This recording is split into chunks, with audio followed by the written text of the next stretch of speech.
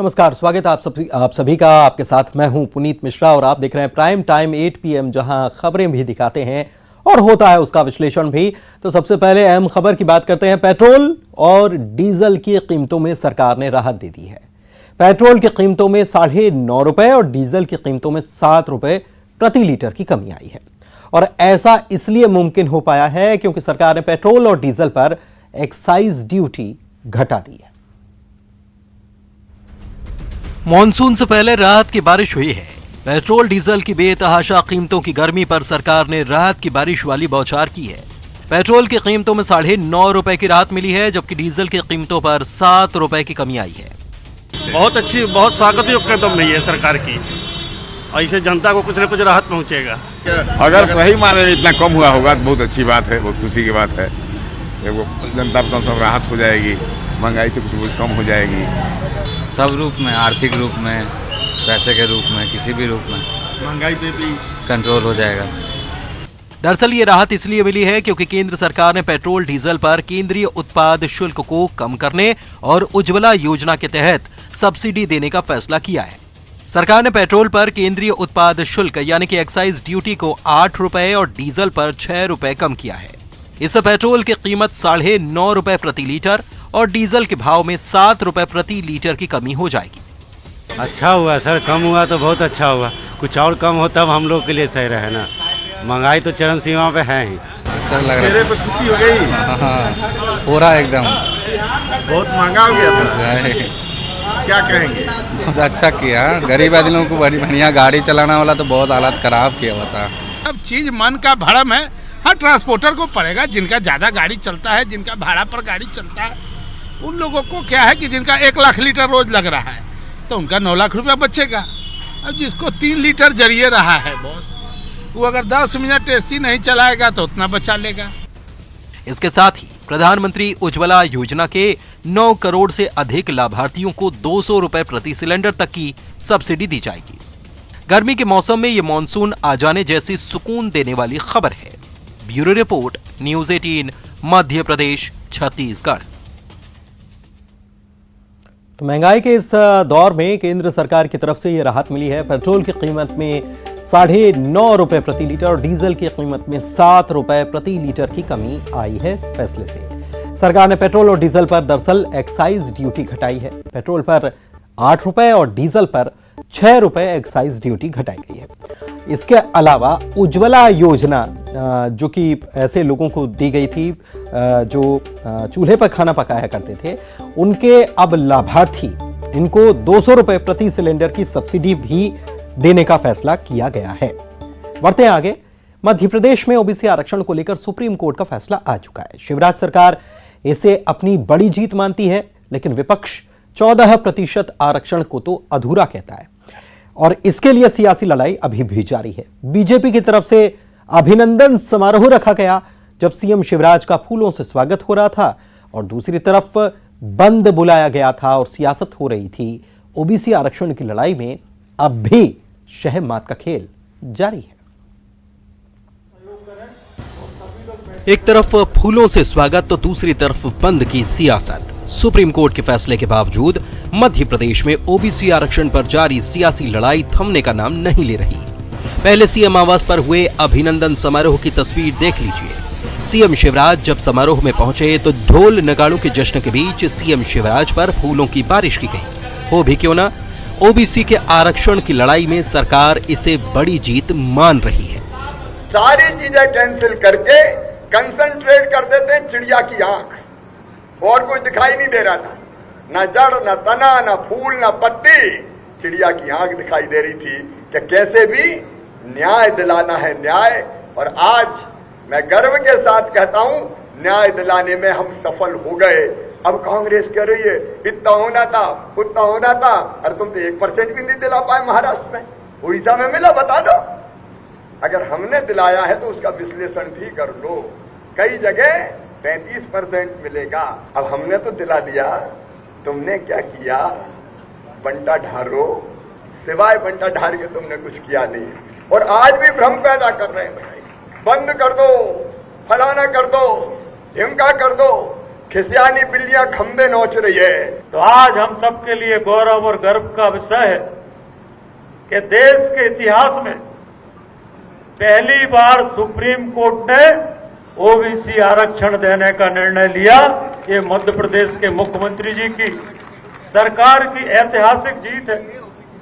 ये देश का पहला उदाहरण है। महाराष्ट्र में भी जहां कांग्रेस की सरकार है, वहां पर बिना ओबीसी के आरक्षण के चुनाव हो रहे हैं। और ओबीसी समाज वर्ग के नेतृत्व को पूछना चाहिए। हम 27% ओबीसी के आरक्षण पर मध्य प्रदेश के निकाय के चुनाव, पंचायत के चुनाव करा रहे थे। चुनाव हमने घोषित कर दिया था। कौन सुप्रीम कोर्ट के अंदर गया? और मैं ओबीसी समाज वर्ग के हमारे नेतृत्व के सामने आज एक बात को फिर गंभीरता से कहना चाहता हूं कि इन्होंने महाराष्ट्र से कनेक्ट करने का प्रयास किसने किया? वो उनके वकील जो कांग्रेस के नेता हैं, उन्होंने वहां उल्लेख किया। और जब बाद में कहा कि साहब हमने तो इसके बारे में नहीं कहा था, तो कोर्ट ने कहा, सर्वोच्च न्यायालय ने कहा कि ये जो कुछ हो रहा है उसके कर्ता धर्ता तो आप ही लोग हैं। शिवराज सरकार ने कांग्रेस शासित राज्यों और कांग्रेस के नेताओं को इस मुद्दे पर घेरा है कि महाराष्ट्र में इनकी सरकार है, फिर वहां ओबीसी को आरक्षण क्यों नहीं। सरकार का इल्जाम है कि मध्य प्रदेश में भी कांग्रेस ने कोर्ट में यह मसला फंसाया और अब भी वो ओबीसी आरक्षण के नाम पर गुमराह कर रही है। हालांकि कांग्रेस की दलील कुछ और है। कमलनाथ जी ने जो 27% आरक्षण दिया, उनके आने के बाद दिया। 3 बार उससे पहले आप मुख्यमंत्री थे, आपने क्यों नहीं दिया? और जब दिया तो जब सरकार गिराई तो उसके बाद जो लड़ाई लड़नी थी वो क्यों नहीं लड़े? आज जो आरक्षण मिला, जितना मिलना था उससे 60% है। इसके लिए दोषी कौन है? शिवराज सिंह चौहान है। कितना गुमराह करो, जनता समझ रही है। ओबीसी आरक्षण पर हो रहे सियासत की एक और तस्वीर है। ओबीसी महासभा ने बंद का ऐलान किया था, लेकिन इसका असर कहीं दिखाई नहीं दिया। हरदा हो या मंदसौर, बंद बेअसर रहा। इधर ग्वालियर और भिंड में ओबीसी महासभा की तरफ से बंद बुलाया गया और दुकानें बंद कराई गईं। लेकिन सियासी सवाल अब भी वही है कि जिन्हें 14% आरक्षण मिला है वो जश्न मना रहे हैं, जिन्हें 27% की दरकार थी वो बंद बुला रहे हैं। यानी सुप्रीम फैसले के बाद भी ओबीसी की हमदर्द बनने की ये सियासी लड़ाई अनवरत जारी है। लेकिन देखना यह है कि ओबीसी के मन में क्या है। Bureau report, news 18, Madhya Pradesh, Chhattisgarh. तो एमपी में ओबीसी आरक्षण पर फैसले के बाद भी सियासत तेज है। बीजेपी सरकार एक तरफ ओबीसी आरक्षण का जश्न मना रही है और खुद वाहवाही लूट रही है, तो दूसरी तरफ कांग्रेस इस आरक्षण को आधा अधूरा बता रही है। लेकिन बीजेपी इसके साथ ही सवाल ये कर रही है कि महाराष्ट्र में आखिर आरक्षण जब आपने नहीं दिला पाया आप, तो फिर यहाँ आप कैसे सवाल उठा रहे हैं? कांग्रेस कह रही है कि कमलनाथ के समय हमने 27% आरक्षण दिया था, ओबीसी का आरक्षण, यानी कि आने वाले दिनों में ओबीसी के हमदर्द बनने की होड़ मची रहने वाली है, चुनाव तक मची रहेगी। बढ़ते आगे, नीमच में एक बुजुर्ग की पिटाई और शव मिलने के मामले को लेकर प्रदेश में सियासत तेज हो गई है। बुजुर्ग की पिटाई करने का आरोप एक बीजेपी के नेता पर लगा है, जिसको लेकर कांग्रेस ने निशाना साधा और प्रदेश की कानून व्यवस्था को लेकर सवाल उठाए। तो गृह मंत्री ने कहा कि आरोपी कोई भी हो, बख्शा नहीं जाएगा। आपके टीवी स्क्रीन पर दिख रहा शख्स रतलाम के सरसी गांव का भंवरलाल चत्तर है और जो आप वीडियो देख रहे हैं वो इसकी मौत से पहले का वीडियो बताया जा रहा है। इस वीडियो में एक शख्स भंवरलाल की बुरी तरह से पिटाई करते हुए आधार कार्ड दिखाने को कह रहा है। इसका नाम दिनेश कुशवाहा बताया जा रहा है और ये बीजेपी नेता है। परिजनों ने पिटाई की वजह से भंवरलाल के मौत के आरोप लगाए हैं। ये 3 दिन पहले चित्तौड़गढ़ से लापता हो गए थे। परिजनों ने इनकी तलाश शुरू कर दी थी। तभी मनासा पुलिस को एक शव मिला, जिसकी पहचान भंवरलाल चत्तर के रूप में हुई है। मृतक के भाई राकेश जी जैन को उनके मोबाइल पर एक वीडियो प्राप्त हुआ, जिसमें उनके भाई भंवरलाल मृतक को एक व्यक्ति मारपीट करते हुए दिखाई दे रहे थे। उस वीडियो की जांच करते हुए मनासा आए और यहाँ पर उनके द्वारा पता किया गया तो उनके भाई को मनासा निवासी दिनेश कुशवाहा द्वारा मारपीट किया जाना ज्ञात हुआ, जिसको लेकर के उनके द्वारा एक आवेदन पत्र दिया गया, जिसपे से प्रथम दृष्टया हमारे द्वारा भारतीय दंड विधान की धारा 304 पार्ट 2 और 302 भारतीय दंड विधान के तहत प्रथम दृष्टया मुकदमा दर्ज किया गया है। इधर बुजुर्ग की पिटाई और शव मिलने की घटना पर प्रदेश के सियासत में उबाल आ गया है। पूर्व सीएम कमलनाथ ने ट्वीट कर शिवराज सरकार पर निशाना साधा। कमलनाथ ने पूछा है कि मध्य प्रदेश में आखिर हो क्या रहा है। सिवनी में आदिवासियों की पीट कर हत्या, गुना, महू, मंडला की घटनाएं और अब प्रदेश के नीमच जिले के मनासा में एक बुजुर्ग व्यक्ति भंवरलाल जैन की पीट कर हत्या। सिवनी की तरह यहाँ भी आरोपी का जुड़ाव भाजपा से होना सामने आ रहा है। प्रदेश की कानून व्यवस्था आखिर कहाँ है? कब तक लोगों को यूं ही मारा जाता रहेगा?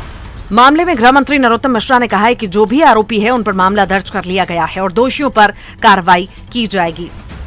एक जैन समुदाय के व्यक्ति की हत्या, जिन्होंने महावीर ने पाठ पढ़ाया सत्य का, अहिंसा का, और पूरी सृष्टि को पढ़ाया, दुनिया को पढ़ाया, ब्रह्मांड को पढ़ाया, उस समुदाय के व्यक्ति की हत्या हुई और उसके पीछे भी भारतीय जनता पार्टी के विचार के लोग निकले। जैन समाज के व्यक्ति थे, वो बुजुर्ग व्यक्ति थे, भटक गए थे और भटकने के बाद में वो अपना परिचय वगैरह ठीक प्रकार से नहीं बोल पा रहे थे, शब्दों पे कुछ पे अटकते थे। वो घटना घटित हुई, चिन्हित व्यक्ति हो गया है और उस व्यक्ति पर 302 और 304 की धाराओं के अंदर दिनेश कुशवाहा पर प्रकरण रजिस्टर्ड हो गया है। उनके परिवार वालों ने ही ये जानकारी दी थी कि वो मंदबुद्धि थे। गृह मंत्री नरोत्तम मिश्रा के बयान के बाद अब देखना होगा कि इस मामले में पुलिस आरोपी के खिलाफ क्या एक्शन लेती है। नीमच से मुस्तफा हुसैन, भोपाल से मनोज राठौर के साथ जितेंद्र शर्मा, न्यूज 18 मध्य प्रदेश, छत्तीसगढ़। तो नीमच मामले में दिनेश कुशवाहा को गिरफ्तार कर लिया गया है। बीजेपी नेता दिनेश कुशवाहा से नीमच पुलिस अब पूछताछ कर रही है। इधर घटनास्थल के आसपास के सीसीटीवी कैमरे भी खंगाले जा रहे हैं। आधार कार्ड दिखाने के लिए भंवरलाल की पिटाई की गई थी। आखिर आधार कार्ड क्यों मांगा गया था? और पिटाई के बाद भंवरलाल की हालत बिगड़ती गई और उनकी फिर मौत भी हो गई।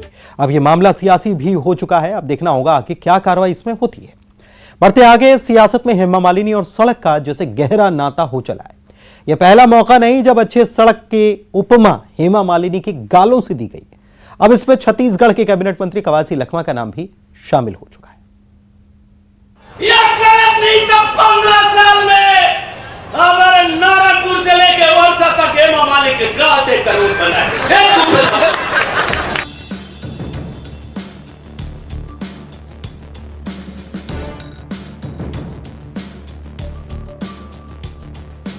सियासत, सड़क और हेमा मालिनी, ये ऐसा कॉम्बिनेशन है कि गाहे बगाहे, चाहे अनचाहे, नेताओं मंत्रियों की जुबान पर आ ही जाता है। अब ये सुर फूटे हैं सीएम भूपेश बघेल के कैबिनेट मंत्री कवासी लखमा की जुबान से। नारायणपुर से ओरछा तक की सड़कों की तुलना किससे कर रहे हैं, एक बार फिर सुनिए। नारायणपुर आने से सबका पुपुर होता था, पैरों में कैसा जाना, छोटे लोगों कैसा जाना है, यह बाजार बंद होता था, यह सड़क नहीं तो 15 साल में हमारे नारायणपुर से लेके वर्षा तक हेमा मालिनी के गाल देख कर बनाए। दरअसल सीएम भूपेश बघेल इन दिनों 90 विधानसभा के दौरे पर निकले हुए हैं। उसी दौरान भेंट मुलाकात कार्यक्रम चल रहा है। नारायणपुर में ऐसा ही कार्यक्रम था, जहां मंच पर सीएम भूपेश बघेल भी खुद मौजूद थे और सड़कों की तारीफ करते करते कवासी लखमा हेमा मालिनी के गालों तक जा पहुंचे। नारायणपुर आने से सबका पुपुर होता था, पैरों में कैसा जाना, छोटे लोगों कैसा जाना है, यह बाजार बंद होता था, यह सड़क नहीं तो 15 साल में हमारे नारायणपुर से लेके वर्षा तक हेमा मालिनी के गाल देख कर बनाए।